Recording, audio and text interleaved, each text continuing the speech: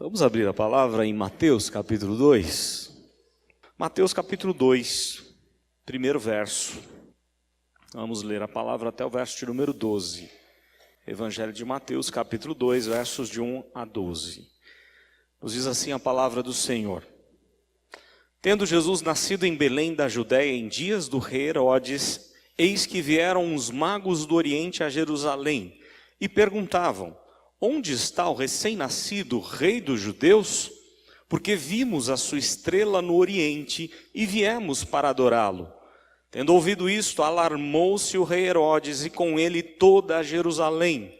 Então, convocando todos os principais sacerdotes e escribas do povo, indagava deles onde o Cristo deveria nascer. Em Belém da Judéia, responderam eles, porque assim está escrito por intermédio do profeta: e tu, Belém, terra de Judá, não és de modo algum a menor entre as principais de Judá, porque de ti sairá o guia que há de apacentar a meu povo Israel. Com isto, Herodes, tendo chamado secretamente os magos, inquiriu deles com precisão quanto ao tempo em que a estrela aparecera, e enviando-os a Belém, disse-lhes: ide informar-vos cuidadosamente a respeito do menino, e quando o tiverdes encontrado, avisai-me para eu também ir adorá-lo. Depois de ouvirem o rei, partiram, e eis que a estrela que viram no Oriente os precedia, até que chegando, parou onde estava o menino. E vendo eles a estrela, alegraram-se com grande e intenso júbilo. Entrando na casa, viram o menino com Maria sua mãe. Prostrando-se, o adoraram e, abrindo os seus tesouros, entregaram-lhes suas ofertas, ouro, incenso e mirra.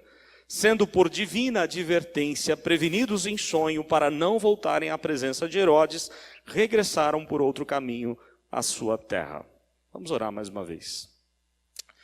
Te damos graças, Deus, por este culto tão especial, maravilhoso, quando louvamos o teu nome pela vinda do teu Filho, se fazendo como homem, humano, para sofrer no nosso lugar, para sentir a nossa dor, as nossas angústias, e para, lá na cruz, nos salvar de cada um dos nossos pecados. Muito obrigado, Deus, pelo privilégio de sermos do Senhor.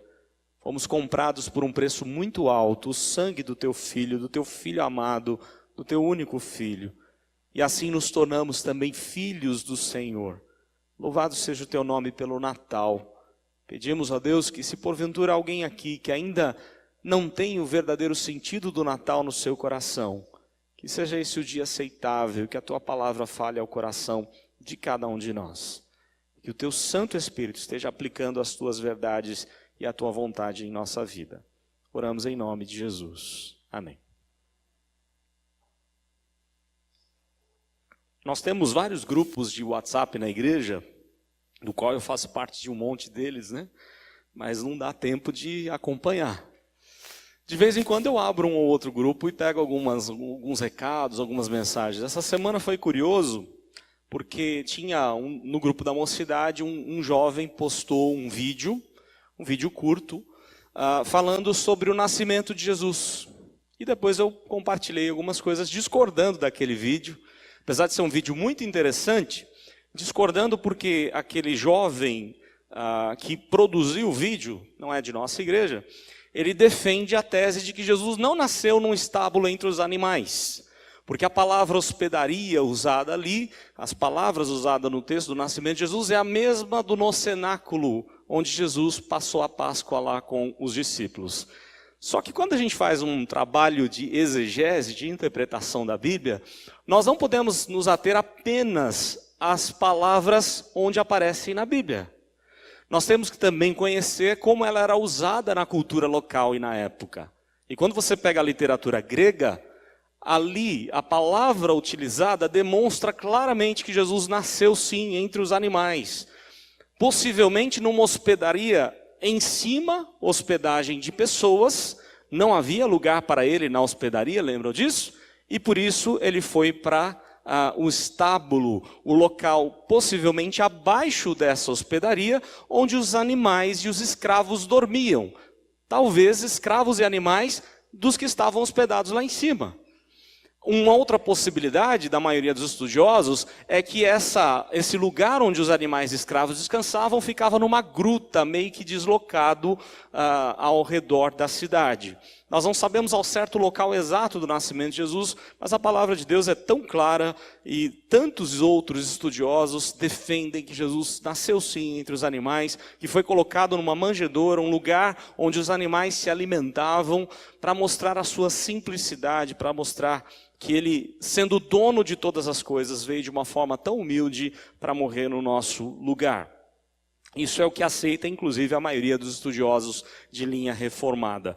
Esse texto que nós acabamos de ler, ele também traz um monte de confusão aí, e eu queria ilustrar para os irmãos, né? Primeiro, porque nós vimos em filmes, aliás, vimos um hoje, né? E até legal, porque acabamos de ver um filme que mostra isso. Vemos em dramatizações e talvez escola dominical para criança, muitas vezes nós vemos esse texto sendo interpretado de alguma forma equivocada. Em quais aspectos? Então eu queria me ater ao que o texto diz. Olha só, verso 1. Tendo Jesus nascido em Belém da Judéia, em dias do rei Herodes, eis que vieram os magos do Oriente a Jerusalém. Alguém viu no texto quantos eram esses magos? Por que disseram 3? Onde está na Bíblia que são 3? Nenhum local você vai encontrar que eram 3. Está no plural, eram magos. Aliás, onde está na Bíblia que eles eram reis? Alguém pode encontrar? Mas nós temos como a história mais famosa da visita desses homens, com a história dos 3 reis magos. Deram até nome a eles, não é isso? Melquior, Gaspar e Baltazar, se eu não me engano, não é? Disseram que um veio da África, mas espera aí, o texto está dizendo que são alguns homens, não sabemos quantos eram, se era uma comitiva com 10 homens, com 5, com 3, com 2, não sabemos quantos, e que eles não vieram da África, eles vieram do Oriente, muito possivelmente da região dos Medo-Persas, a região do Irã, ou dos caldeus, dos babilônios, a região do Iraque. E o que o texto mostra para a gente é que eles, na verdade, não eram feiticeiros como nós compreendemos os magos hoje. Na nossa concepção de mago hoje, mago é alguém cruel, é um bruxo, não é isso? Alguém que faz maldade com encantamentos. Se fosse essa a ideia, a palavra usada aqui seria uma outra palavra grega, de onde vem a expressão farmácia. Os feiticeiros eram os farmacêuticos da época. Eles usavam os produtos naturais para trazer ou fazer encantamentos. Não é isso que o texto está falando. A palavra usada aqui, tanto no texto latino quanto no texto grego, é de onde vem a raiz, a ideia de algo grande, de pessoas grandiosas, importantes. Por isso alguns, baseado no livro dos Salmos, pensam que aqueles homens eram reis. Mas em nenhum momento dá para a gente defender que eram reis. Sabemos que eram pessoas importantes. De onde vieram? Da região do Oriente, conforme diz aí o verso 1. Então algumas coisas a gente aprende no texto. Eu queria rapidamente falar sobre 3 lições que o texto mostra para a gente com relação à adoração a Jesus. A primeira ideia que o texto mostra para a gente é que aqueles homens estavam sedentos por adoração. O coração deles estava com sede de adorar a Jesus. Mais do que os religiosos da época, mais do que aqueles que viviam em Jerusalém. Sabe quanto tempo que foi a viagem até Jerusalém? Cerca de 1.600 quilômetros, sem pegar trem, avião, carro, não é? Talvez a pé ou montado em alguns animais.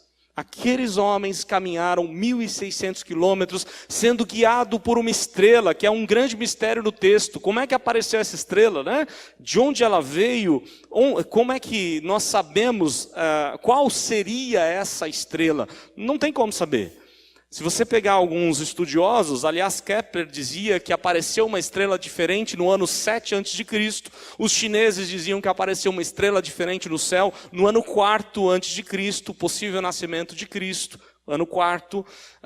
Mas nós não sabemos, na verdade. Alguns chegam até a dizer que talvez aquela estrela, ou aparência de estrela, teria sido aquela nuvem que caminhou no deserto e que pairou aqui na casa onde nasceu Jesus. Aliás, um outro detalhe que o texto mostra, que o filme mostrou para nós, né? Jesus nasceu numa estrebaria, não numa casa. E quando você olha para o texto, aqueles homens vão a Jesus enquanto ele está na casa. Já havia passado algum tempo do nascimento de Jesus. Talvez até 1 ano do nascimento de Jesus. E ali, claro, é apenas uma ilustração, né?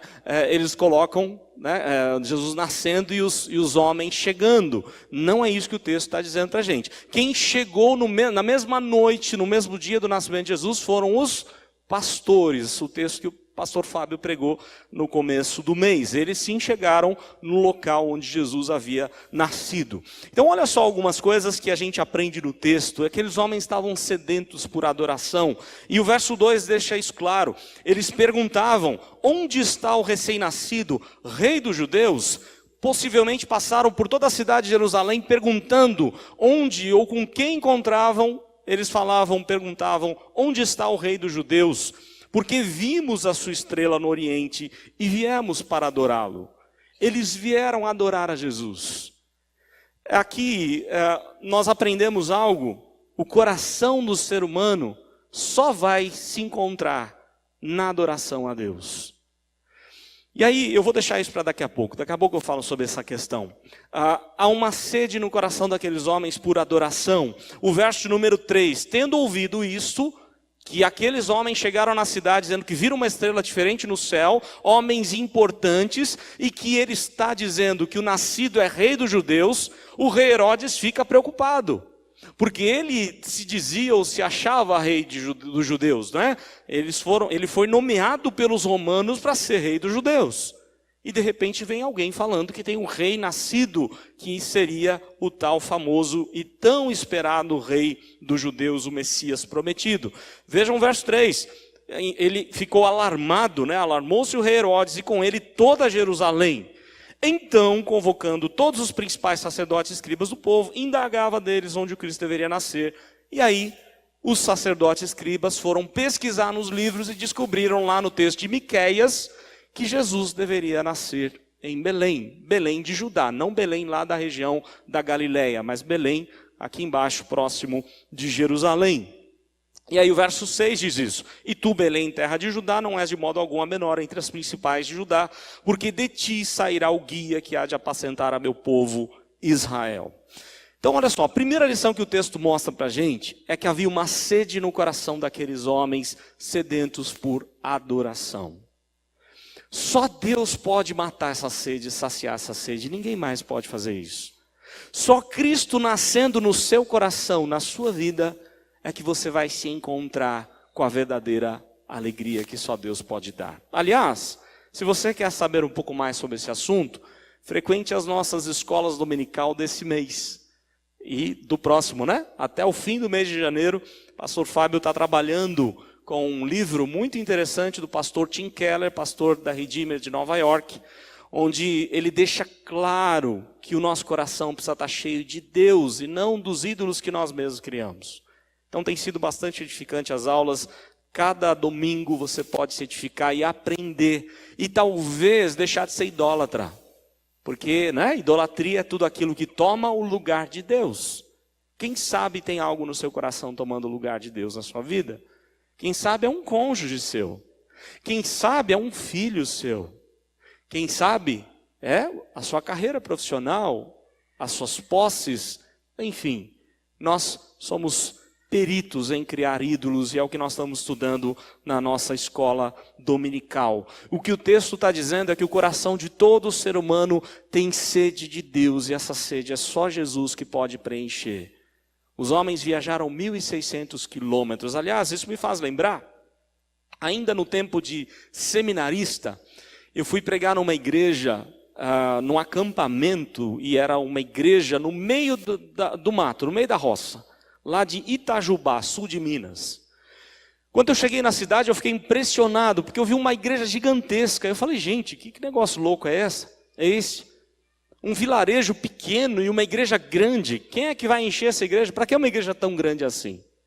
Para minha surpresa, quando o culto começa, vai surgindo gente de tudo quanto é lado, caminhando a pé no meio do mato. para se encontrar com Deus em culto ao Senhor. Viajando quilômetros e quilômetros de distância para o encontro com Deus. Nós precisamos pensar nisso. Qual é o nosso desejo por Deus? Será que há mesmo no nosso coração desejo de intimidade com o Senhor? De adoração ao Senhor? Aqueles homens vieram tão longe e eles mostram para nós o quanto nós precisamos desejar Cristo na nossa vida.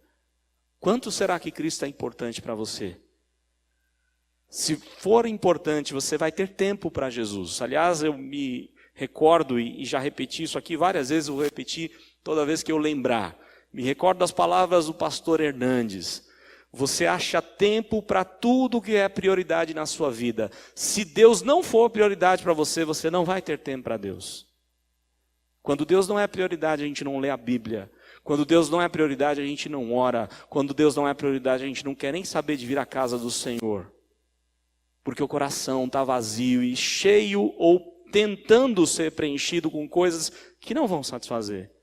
Mas é só Cristo que pode satisfazer os desejos do nosso coração. Então, olha só, o texto vai falar daqueles homens sedentos por adoração. Mas o texto vai falar também que eles foram satisfeitos na adoração. Porque, seguindo o texto, Herodes chega para eles e fala, olha, vão lá para Belém, é lá que ele vai nascer. Quando vocês souberem, encontrarem esse menino, vem correndo me contar, porque eu quero, olha a hipocrisia dele, eu quero adorar ele também. Não é isso? Hipócrita. Aliás, não somente ele, mas os líderes religiosos da época de Jesus, boa parte deles hipócritas. Não estavam vivendo de acordo com a vontade de Deus, achavam que podiam enganar a Deus, eram corruptos, eram impuros e exigiam pureza da igreja, exigiam santidade da igreja quando eles viviam a vida totalmente torta.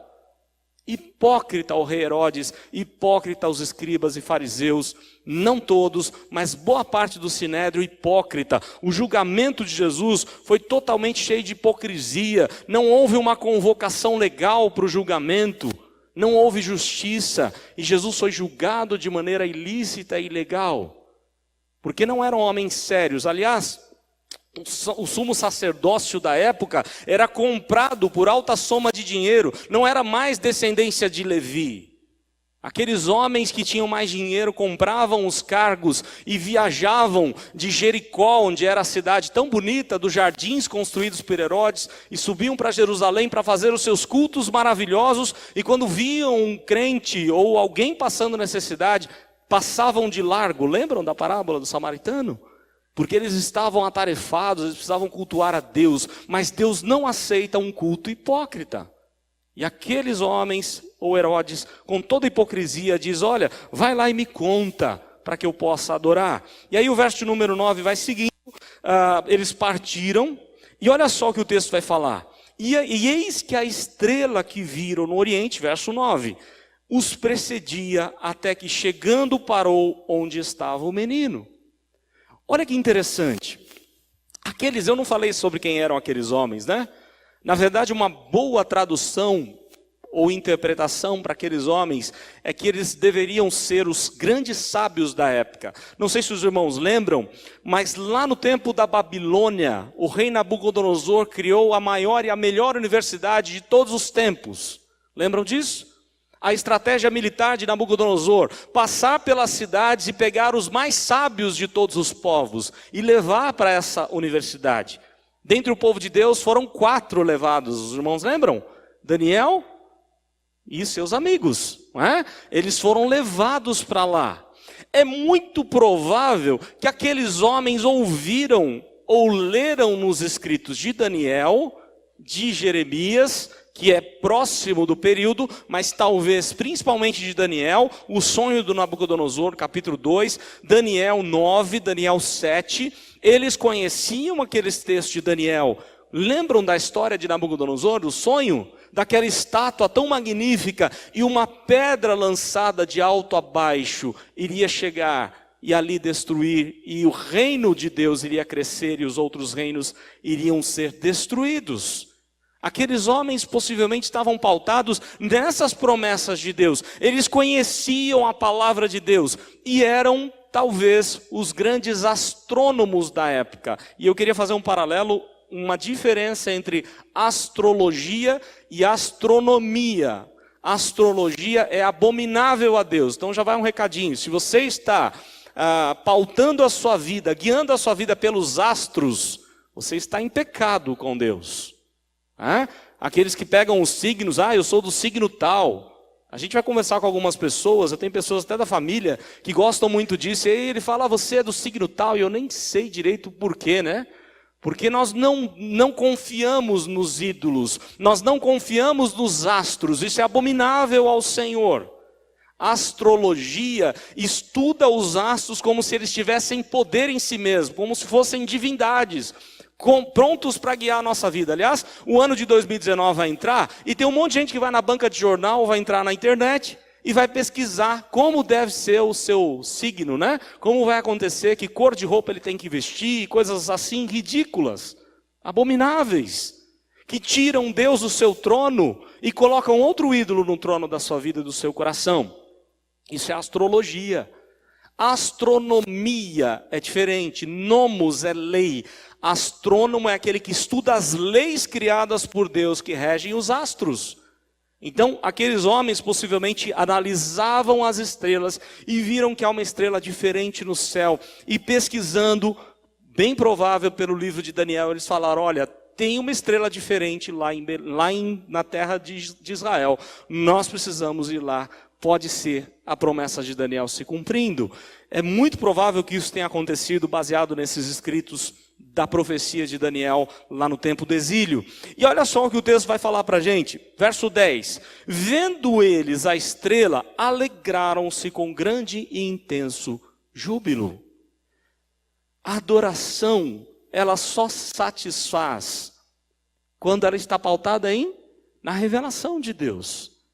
Vejam que Deus revelou àqueles homens de maneira natural na estrela, que nós não sabemos bem qual é a estrela, não temos informação no texto, mas mais ainda, quando ele precisou ir para os religiosos da época, eles viram no livro de Miqueias que ele nasceria em Belém. A junção da revelação natural com a revelação especial deu direção para aqueles homens encontrarem onde Jesus se encontra, ou onde Jesus estava. Deus se revelou àqueles homens de uma forma como eles podiam entender. Deus é aquele que quer falar ao nosso coração. E como será que está a nossa vida com Deus, a nossa intimidade com Deus? Se você estiver íntimo de Deus, buscando as revelações de Deus, as promessas do Senhor, o seu coração vai estar cheio de alegria. Mas quando a gente desconhece a palavra de Deus, o nosso coração se enche de tristezas, de angústias. E nós ficamos preocupados demais com as coisas dessa vida. Mas o texto está dizendo que não, aqueles homens estavam sendo guiados por aquela estrela e pela direção do texto bíblico que os levava até Belém, o nascimento de Jesus. Nós precisamos saber disso. Deus quer falar ao nosso coração e Ele fala por meio da revelação natural e principalmente a revelação especial, a revelação da Bíblia, da palavra de Deus. Então olha só, aqueles homens estavam sedentos por adoração, mas eles foram satisfeitos na adoração a Cristo. O coração se encheu de grande e intenso júbilo, diz o verso 10. E aí o verso 11 diz, entrando na casa, não no local onde Jesus nasceu, mas agora numa casa, viram um menino com Maria, sua mãe. Uma curiosidade, toda vez que você lê o texto do nascimento de Jesus, Jesus sempre é citado primeiro do que Maria. E na língua grega, o que vem primeiro é mais importante. Olha só a ênfase que o texto vai dar. A ênfase toda recai sobre o menino que está com ela. Eles viram quem? O menino e a sua mãe. A ênfase não está na mãe, a ênfase está no menino. Ele sim é importante, ele sim é o esperado, ele é o Senhor de todas as coisas. E os evangelistas fazem a questão de narrar, tanto aqui quanto nos outros evangelhos, que viram o menino junto com Maria. Ele sempre vem primeiro, porque ele tem que ser o primeiro da nossa vida, ele sempre é o primeiro em tudo. Entrando na casa, viram um menino com Maria, sua mãe, prostrando-se, o adoraram, e abrindo os seus tesouros, entregaram-lhe suas ofertas, ouro, incenso e mirra. E eu quero terminar aqui falando rapidamente sobre esses presentes que eles apresentam a Jesus. Porque agora a gente aprende que a adoração leva a uma vida de gratidão a Deus. Aqueles homens entregaram presentes de reis. Tudo aquilo que Jesus ganhou, os reis ganhavam, eram presentes de rei, mas mais ainda do que isso, nós aprendemos que cada um desses presentes tem um simbolismo especial. O ouro era uma das coisas que embelezava a casa, o palácio de um rei, as roupas de um rei, as joias de um rei. Em outras palavras, eles estão dizendo que Jesus é o rei dos reis. Ele é o rei mais importante, por isso ele deve ganhar ouro. Aqueles homens também entregaram a ele incenso. E o incenso era para quem? O incenso era usado para Deus. É aquele líquido tirado, extraído do caule de uma árvore, um líquido branco, que ao ser jogado numa brasa, num carvão, começa a sair a fumaça bem cheirosa, e muita fumaça, para que o sumo sacerdote possa entrar no Santo dos Santos e se achegar à presença de Deus. O menino recebe incenso de presente. Em outras palavras, aqueles homens estavam reconhecendo que além de rei, ele é Deus. Ele é digno de receber toda a nossa oração. Aliás, nós aprendemos pela Bíblia que a nossa oração só chega ao Pai por intermédio de Cristo. E por isso o incenso está presente logo no seu nascimento, ou próximo do seu nascimento. E por fim a mirra, que era um dos outros presentes mais caros da época, um perfume muito perfumado, muito cheiroso, e que era caríssimo, e que acompanhou o ministério de Jesus. Os irmãos lembram daquela mulher que quebra o vaso de perfume e joga sob os pés de Jesus? A mirra era utilizada também para embalsamar um defunto, aquilo que aconteceria com Jesus logo depois na sua morte. A ideia, o simbolismo de colocar mirra, perfume num corpo, no sepultamento, era para que a morte, simbolicamente, a dureza da morte fosse de alguma forma aliviada. Então, olha só, em outras palavras, aqueles homens estão entregando o presente de rei, mostrando que Jesus é rei. Aqueles homens estão entregando um presente de Deus, incenso é para Deus, e aqueles homens estão entregando um perfume, porque aquele Deus vai ter que morrer, e ao morrer ele vai ser o nosso Salvador. Mas mais ainda, e aqui eu vou me ater aqui, John Piper diz, e eu termino falando do que John Piper interpreta esses presentes, que é magnífico. John Piper diz assim, que esses presentes representam tudo aquilo que aqueles homens tinham de mais importante nas suas vidas. Em outras palavras, o que Deus espera de você é que aquilo que é mais importante para você, você coloque para Deus, entregue para o Senhor. Se a sua vida é importante, entrega ela para o Senhor, como um presente para Ele. Diga para Jesus, Jesus, a minha vida é tua. Eu amo a minha vida, eu amo o meu corpo, eu amo meus sonhos, meus sentimentos. Eu entrego tudo que eu tenho e sou para o Senhor. Se a sua família é importante, entrega a sua família para o Senhor. Coloca diante de Deus a sua esposa, o seu esposo, os seus filhos. E diga para Deus, Senhor, eu entrego porque eles são teus. Tudo aquilo que você tem de mais importante, de mais precioso na sua vida, precisa ser colocado aos pés de Cristo. É isso que a palavra de Deus nos ensina. Se você tem algo especial na sua vida, coloque a Jesus, porque isso é dele. Ele é Senhor absoluto de todas as coisas. E aí você vai ser muito feliz. Seu coração vai se encher de intenso júbilo e alegria, como aconteceu com aqueles 3 reis magos. Não sei se são 3, não sei se são reis. Sabemos que eram sábios importantes. Eram homens que foram impactados, viajaram tão longe para ensinar o povo de Deus que Jesus é digno de receber todo louvor, toda adoração, toda a nossa vida, tudo que temos, tudo que somos, deve ser de Jesus, nada é nosso, tudo tem que ser entregue ao Senhor. Os nossos bens, a nossa vida, tudo que temos, tudo que somos. Que Deus nos ajude a ser como aqueles homens, ou a fazer como fizeram.